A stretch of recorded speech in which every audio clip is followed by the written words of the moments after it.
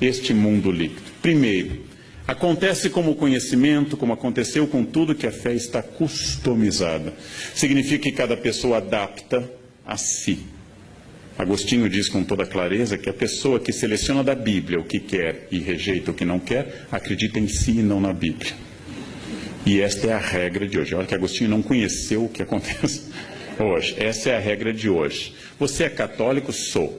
Então o Papa é infalível. Não, não acredito nisso. Maria é virgem. Ah, não, essa parte eu não concordo. Você é contrário à pílula anticonceptiva? Não, não, eu sou a favor da pílula. Não, você acha realmente que é pecado, por exemplo, isso e aquilo? Não, isso não. Então, meu filho, o que você é? Já que nenhuma das crenças católicas é sua. Mas é a customização da fé. Não, a igreja diz isso, eu vi na Bíblia, mas eu acho que é assim. Essa é a autoridade contemporânea. O eu se sobrepõe a tudo. Ah, eu sou católico, mas eu gosto de acreditar na reencarnação. Bem, o Papa Pio IX definiu como heresia a reencarnação. Mas como vocês respondem? Não, mas o Papa é o Papa, eu sou eu acho. Ou seja, eu não estou pensando que alguém deva ser dogmático ou não. Não estou pensando se alguém deva acreditar ou não, ser fiel à linha da sua igreja, adventista, presbiteriana, luterana, católica ou da comunidade judaica. Eu estou pensando como eu customizo a fé, como eu adapto ao meu interesse. O Deus do século XXI é, de todos os períodos da história, o Deus mais pessoal e subjetivo. É o meu Deus, não é o nosso. Ele é o menos autoritário e o menos exigente. Ninguém acredita que será condenado, isso é uma característica brasileira. A Veja fez uma longa pesquisa.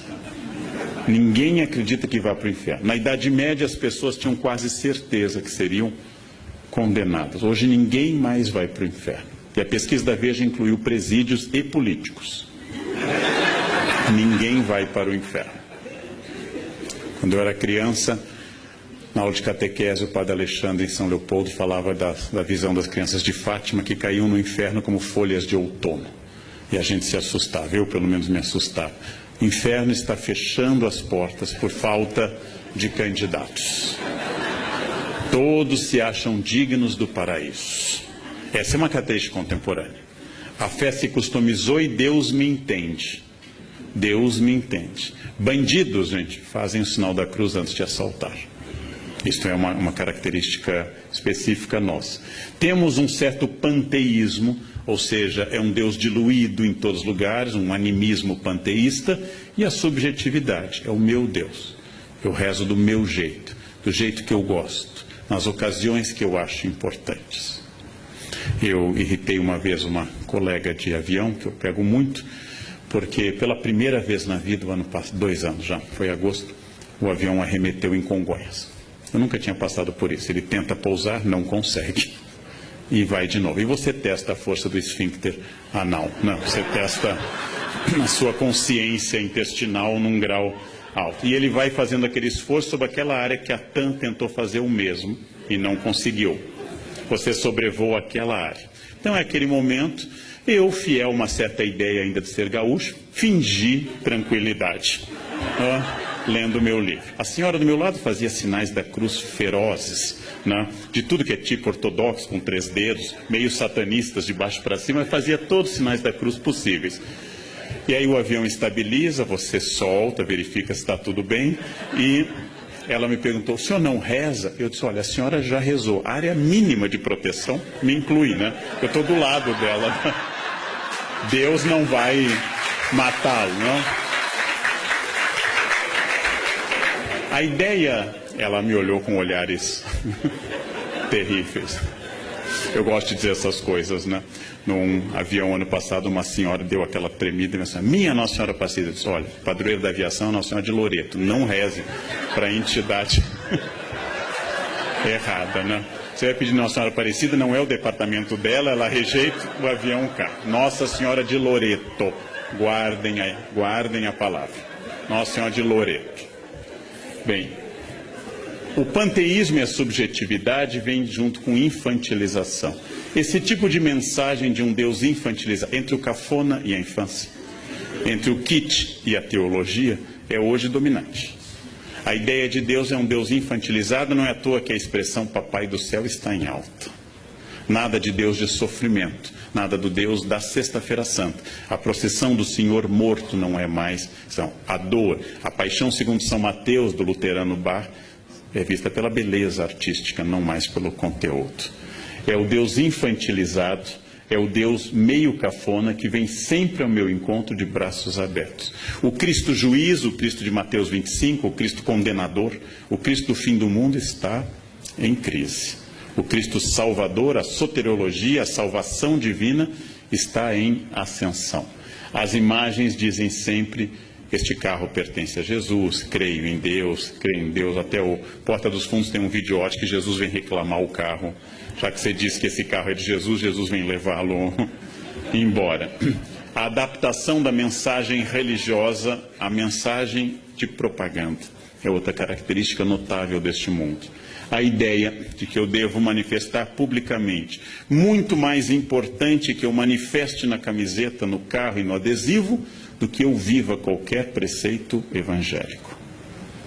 Ou seja, aquele motorista que está escrito, esse carro pertence a Jesus, ou tem o peixe, um dos símbolos mais antigos do cristianismo, e hoje de pertencimento a uma igreja específica, também fura o sinal vermelho. E vai. Ou seja, esse carro pertence a Jesus, mas o motorista continua demoníaco, absolutamente demoníaco. A base disso é que a religião hoje tem que ter uma mensagem clara e pessoal. Faz sucesso o padre, o pastor, o pregador, o rabino, inclusive, que fale de cura e prosperidade. E não traga às pessoas a dimensão trágica da existência. A relação é individual, não rezo mais pelo país. Eu rezo sempre por mim e pela minha família. E, finalmente, ela é sempre positiva. Padre, pastor, rabino, mulá islâmico, que fale muito em compromissos, em obrigações e outras questões, perde público. Eu tenho que ser positivo. Essa é uma imagem de um pintor famoso e que faz esse Jesus pop. É uma imagem clássica do coração de Jesus, é um Jesus do século XVIII para o XIX, essa imagem, mas foi aqui adaptada a uma linguagem pop. Jesus com um coraçãozinho na cara. Não é ruim nem bom, o historiador não faz isso. Isto é apenas uma infantilização customizada da imagem de Jesus. Não é menos fiel, já que não temos nenhuma imagem de Jesus. Não é menos fiel à imagem original, mas é uma customização de um Buddy Christ, de um Cristo legal, que me entende sempre, que está sempre ao meu lado, que não estabelece obrigações. Nós temos hoje, como em tudo, inclusive na lei, uma religião dos meus direitos e nunca dos meus deveres. Isso vale para a Constituição brasileira, isso vale para a religião também. Ser cristão significa que Jesus me protege, óbvio. Mas também significa que há um conjunto de obrigações baseadas nesse compromisso. Isso está embaixo. Jesus amigo, Jesus protetor, Jesus Buddy Christ, Jesus legal, é hoje uma marca. Jesus é o meu melhor amigo. Jesus simpático, Jesus handsome, bonitão, estendendo a mão, é o meu melhor amigo. O Jesus da cruz está embaixo. No Congresso Brasileiro existe um crucifixo. Me entrevistaram uma vez, perguntaram o que eu acho. Eu disse, olha, só tem um problema, não sei como não deu processo, mas eu disse, Jesus foi crucificado entre 2 ladrões. E no Congresso tem 513 deputados. É demais. Eu acho que nem Jesus merece essa carga, né? 2 ladrões ainda conseguiu converter um. 513 deputados, gente. Eu pediria a retirada do crucifixo por motivos religiosos e não de Estado laico. Pediria por respeito a Jesus. Respeito a Jesus.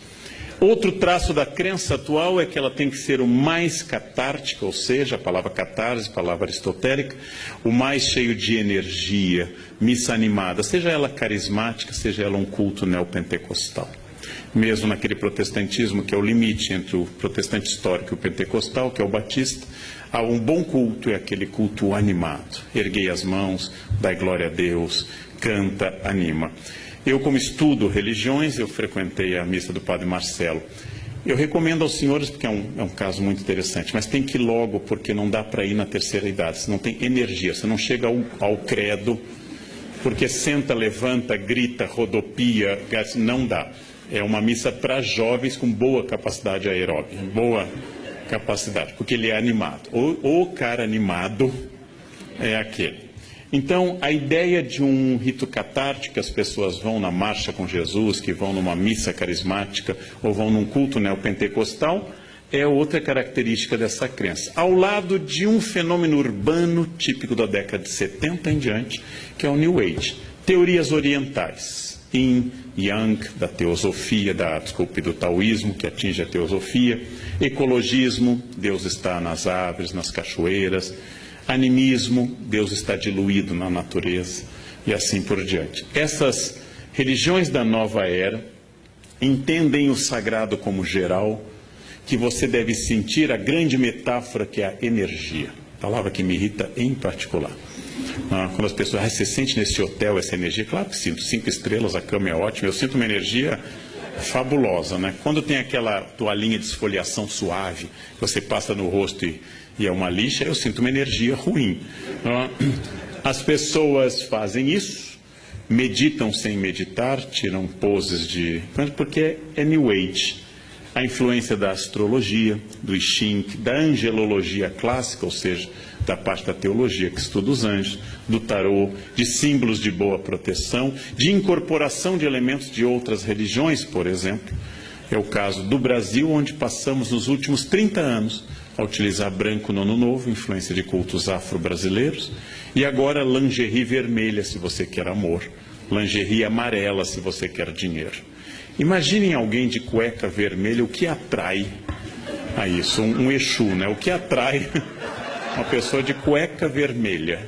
Cueca amarela. Imaginem a cena de cueca amarela, salvo se alguém aqui está cueca amarela, é exceção do que eu estou dizendo. A crença de que tudo isso faz parte de um processo geral, já que não é uma ordem nem cristã, nem especificamente católica, se vestir de branco no Ano Novo.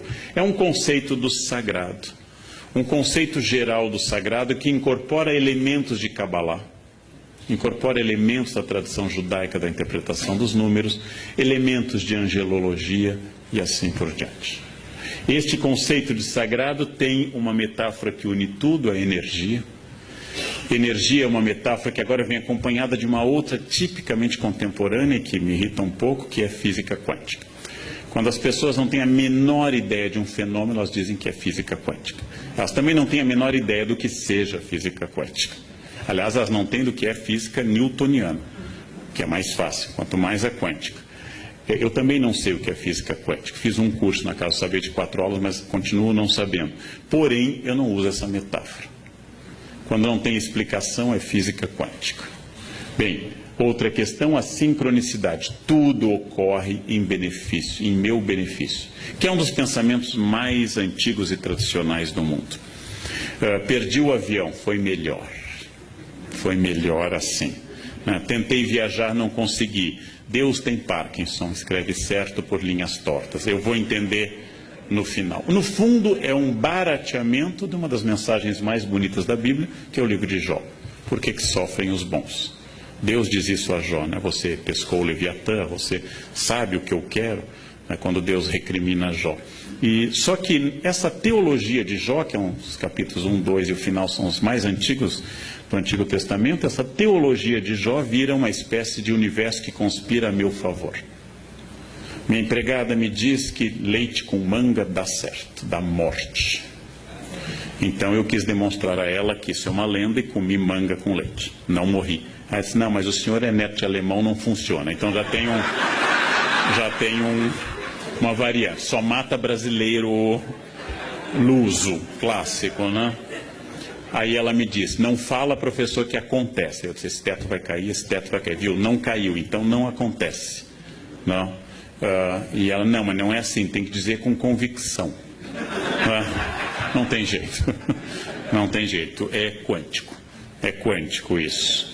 Finalmente, os elementos orientais como karma e dharma, tradicionais nas religiões do Oriente, e que aqui são ressignificados sem muita propriedade. Karma e dharma são usados numa noção bastante livre de que é o seu karma. É meu karma ter na minha frente no avião alguém perdido, que não consegue achar o seu lugar, que vai até o meio do avião e descobre que é o lugar 2A. Então vem voltando contra Piracema, tentando voltar ao lugar 2A. É meu karma. É meu karma. Eu tenho que, em outra vida eu prejudiquei fila de avião. Então nessa eu vim com essa missão. E acima de tudo, uma ideia até um pouco perversa que doença é fruto do pessimismo e da amargura. Pessoas azedas têm câncer. Pessoas para baixo têm câncer. E aí eu lembro, Madre Paulina, padroeira no Brasil contra o câncer, era uma pessoa super para cima e morreu com câncer. Madre Teresa de Calcutá não era azeda e teve câncer, entre outros problemas. A ideia de que o otimismo cura tudo, você tem que ser para cima, você tem que ser animado, é uma ideia infantil. É uma ideia de crianças de fase pré-operatória. Se eu pensar, acontece. E o pensamento cria tudo. É um pouco idolátrico esse pensamento.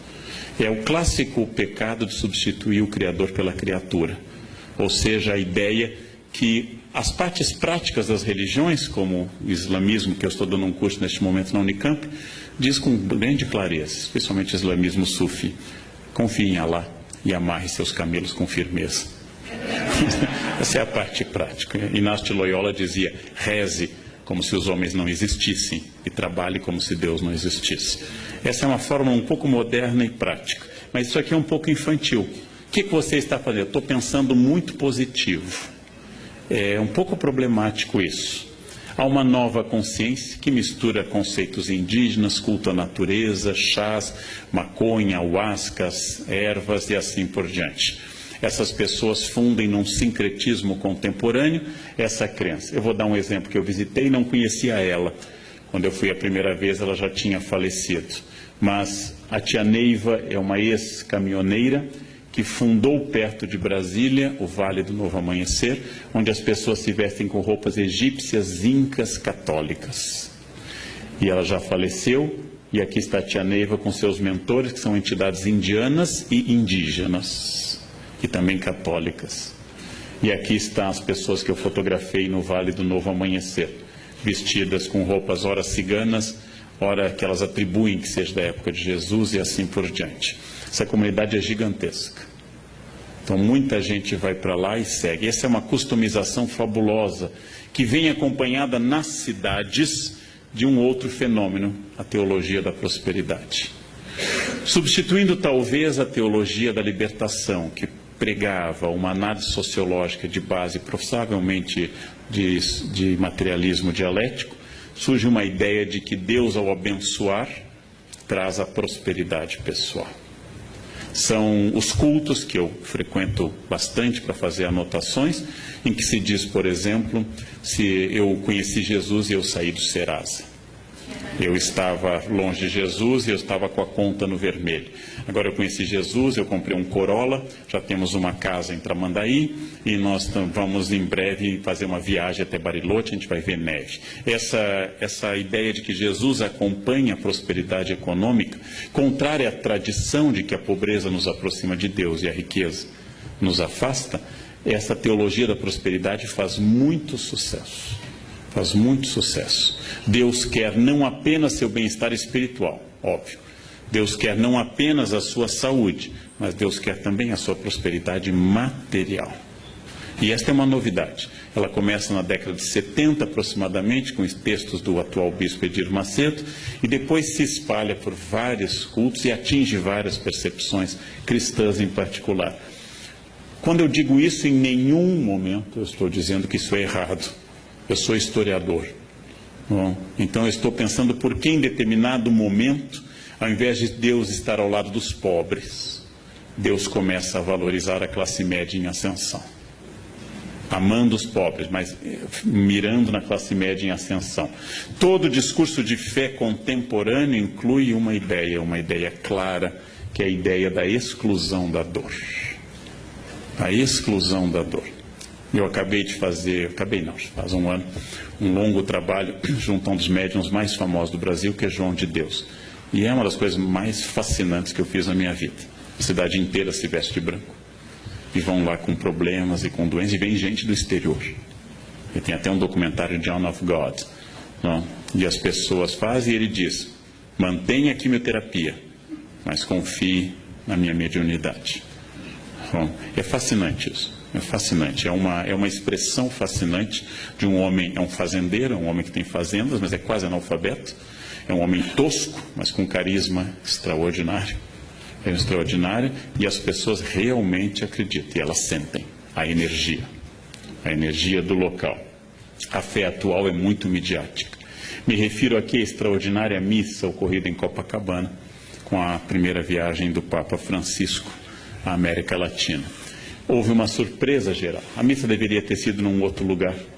No mês mais chuvoso no Rio de Janeiro, escolheram um lugar que tinha pântano. Foi uma escolha, não é fácil fazer esse tipo de escolha, tem que pensar muito. É pegar um mês de chuva em Porto Alegre e fazer na Ilha da Pintada um campo para fazer conseguiram. Aí transferiram para Copacabana. A missa atraiu muita gente. Francisco começava a revelar seu extraordinário carisma e sua simpatia. E este milagre, que é um Papa argentino simpático, é um milagre absoluto, é a maior prova. São Malaquias diz que ele é o último Papa, né? São Malaquias profetiza todos os 168 Papas seguintes até o atual, Francisco, né? E os brasileiros vão para o juízo final com esse sorriso, né? A igreja sobreviveu a tudo, mas pegou um argentino, acabou, né? O fim do mundo acabou. Que bobagem.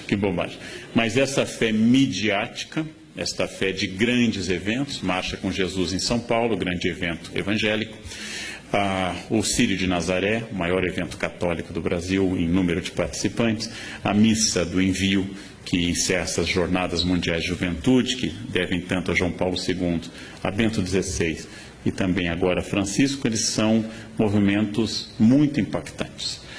Eu diria que, ao contrário do século XIX, quando Nietzsche anunciou que Deus estava morto, quando os liberais anunciaram a morte iminente de Deus, que os liberais estão mortos e Deus vai bem. Deus vai bem. Essa é uma velha piada universitária. Deus está morto, assinado Nietzsche. Embaixo, Nietzsche está morto, assinado Deus. Ou seja, uma velha piada. Se há 50 anos, que era um período muito mais conservador, como eu acabei de falar para a revista Isto É, há 50 anos havia poucas emissoras religiosas de rádio e de televisão. Hoje eu tenho que ter cuidado, porque praticamente só tem emissoras religiosas. Logo, em plena modernidade líquida, Deus aparece como uma boia, uma segurança, uma referência permanente. E o futuro da religião hoje é mais brilhante do que a gente poderia dizer na década de 60. Na década de 60, o cardeal Vicente Scherer tinha acabado de inaugurar um grande seminário em Viamão, esperando uma explosão de vocações, e as vocações despencaram. Muita gente achava que a igreja fecharia por falta de candidatos. Isso mudou. Ainda há carência de vocações, mas isso mudou. E as igrejas evangélicas se capilarizam com muita rapidez e também mudou este quadro. Há mais gente religiosa em 2015 do que havia em 1980. Há mais gente religiosa. Há um efeito enorme nas periferias do Brasil sobre a questão de drogas e de álcool, da presença religiosa. São pessoas que passaram a viver isso. Em prática, eu diria que, como todo mendigo até hoje, pede uma esmola pelo amor de Deus e agradece que Deus lhe abençoe, que os discursos religiosos continuam tendo muito sentido semântico e prático na nossa sociedade. Como nós enfrentamos, como disse que Thomas, problemas estruturais sociais, como nós continuamos com problemas estruturais, sociais, culturais e econômicos, o discurso religioso continua muito significativo dentro deste vazio. Dentro deste vazio contemporâneo que tem uma imensa dificuldade em estabelecer referências, nessa velocidade que eu fiz toda a primeira parte acelerada, as mensagens continuam com sentido. Dando um curso uma vez sobre tradução de hebraico na Unicamp, eu lembrei que, veja uma metáfora que perdeu totalmente sentido, que é belíssima, mas perdeu sentido. As metáforas agropastoris da Bíblia. O reino de Deus é semelhante ao grão de mostarda. Eu sou a videira, vós sois os ramos. O que significa para um ser humano urbano nascido no centro de Porto Alegre? Aquele que acha que uma galinha é uma Knorr viva, ou seja, que nunca teve contato com a natureza, que não tem ideia do que seja um grão de mostarda. Para ele, mostarda é um potinho que existe no supermercado. Eu poderia mudar, pegar o Salmo 23 ou 22 da Vulgata. O Senhor é meu pastor, nada me faltará. Dominus regit me, em latim, eu poderia mudar para o Senhor é meu provedor de banda larga, Ele nunca cairá. Isso faria as pessoas entenderem mais rapidamente. Mas um dos encantos da religião é o seu arcaísmo. É usar uma linguagem, e não é à toa que depois de relativamente reprimido, o latim volta à igreja. São autorizadas hoje dezenas de missas pelo Brasil, pelo rito tridentino, pela missa de São Pio V. Significa que os discursos e as práticas religiosos por causa do discurso, significa que hoje há mais fila para casamento numa igreja, como aqui, a São José, aqui, do que havia há 50 anos. Em 1968, as jovens queriam sair de casa e queriam levar uma vida hippie. Em 2015, elas têm o mesmo sonho da avó, um marido rico, bem-sucedido e casar de branco na igreja. Nós somos notavelmente mais conservadores do que há 50 anos. As pessoas fizeram a Revolução Francesa, mas querem morar em Versailles. Elas querem continuar morando em casa, com a liberdade da Revolução Francesa. O que acontece hoje, se você marcar numa igreja como Nossa Senhora do Brasil, em São Paulo, seu casamento, que precisa de 3 anos de antecedência, se você perder o noivo, mantenha a data marcada. É mais fácil você vir a encontrar outro do que encontrar. Mantenha a data marcada, porque é fundamental se você quiser. O sonho hoje é coletivo. A avó, a mãe e a menina continuam sonhando com casamento de branco na igreja. Isso é notável. Isso é notável. Nós continuamos explicando mazelas sociais por tudo isso. Mas, se para encerrar é óbvio que nós temos pertencimentos líquidos, que, por exemplo, instituições tradicionais como a maçonaria perderam muitos membros nos últimos anos, que pertencimento a clubes e sociedades hoje é muito mais fraco. Se é verdade que hoje está em ascensão um Deus pessoal e positivo, que o Deus da obrigação, o Deus terrível, o Deus de Mateus 25, como eu disse, não está na moda, e que as fronteiras se diluíram, eu também posso pensar, para encerrar, uma questão mais filosófica. Esse Deus atual apropriado pelas pessoas. Esse Deus que exige muito pouco de mim e confirma a minha vida. Já que hoje nós confirmamos tudo. Eu devo comer esse quindim? Eu sempre tenho uma resposta. Pai, você já malhou tanto. Pai, você merece. Hoje é quarta. Tanto faz o dia, né? Hoje é quarta. Né? Amanhã você corre mais na esteira. Eu sempre tenho uma justificativa. E as pessoas colaboram. Elas nunca dizem isso, não como não. Elas dizem...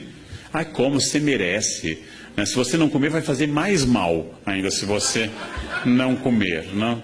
Ou seja, nós estamos num universo em que tudo que sou eu é explicável. É explicável. E eu preciso fazer dessa forma. A fé atual é uma forma de prisão imanente. Ou seja, naquilo que a gente considera de material, imanência, aqui e agora, hic et nunc. Aquilo que eu considero de imanente, atual, individualista. É difícil saber, apesar da imensa importância da religião hoje, institucional e pessoal, nos dois campos. É difícil saber se a fé média das pessoas é uma forma sofisticada de ateísmo religioso. Ou seja, que elas se aproximam de Deus para não colocar o delas na reta, mais do que para se entregarem a um plano. A fé exigente dos evangelistas, a fé exigente dos grandes santos, tenho que pregar, ai de mim se não o faço. A fé que tira alguém do seu conforto em Lisboa e o leva para a Itália, Santo Antônio, a fé que faz alguém dar seus bens, Francisco, a fé que muda a vida de um homem dissoluto, como Inácio, ou como Agostinho, a fé que faz uma jovem bonita e rica, como Clara, abandonar tudo e entrar numa vida. Esta fé é uma fé de entrega a um plano maior. Esta fé atual é uma fé que me favorece em tudo. Se eu estou triste, Deus me consola. Se eu estou alegre, Deus me confirma. Se eu tropecei, Deus me ampara. E se eu tenho metas, Deus me leva a elas. Similar ao tratamento que muita gente dá ao seu cachorro. Ele está sempre ao meu lado. Fica feliz quando eu volto.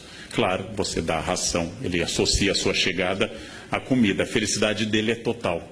É alguém que lhe ama profundamente. Vem aquele velho teste. Coloque sua mulher no porta-malas do carro e no outro um cachorro. Deixe 3 horas e abra e veja a reação. Aí você vai saber quem lhe ama de verdade. O cachorro que você colocou vai ficar super feliz que você abriu o porta-malas. As mulheres raramente interpretam isso como felicidade. O que significa isso? É mais uma vez essa contradição que eu trabalhei ao longo da minha fala. É possível que nós estejamos num dos momentos mais religiosos da história humana. Haja vista a grande quantidade de manifestações, associações, instituições, congressos, etc. É possível.